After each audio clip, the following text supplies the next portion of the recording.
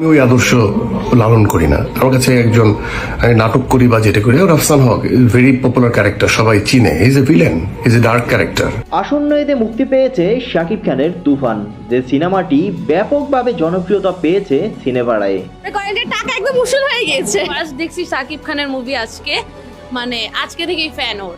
আর তাই তুফান সিনেমার এত জনপ্রিয়তা উপলক্ষে ঢাকার মিরপুরে সনি সিনেপ্লেক্সে একটি সাকসেস পার্টি দেয় পরিচালক রায়হান রাফি। সেখানে একজাক তারকার সাথে উপস্থিত হয় আফরান শুভ।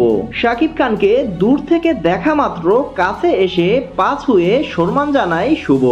এরপরই শাকিব ভক্তরা নিশো ভক্তদের খোঁচা মেরে বলে কিভাবে সিনোয়ারকে সম্মান করতে হয় সেটা শুভর থেকে শেখা উচিত নিশোর। এ নিয়ে নিশো চুপ থাকেনি, লাইভে এসে বিস্ফোরক মন্তব্য করে।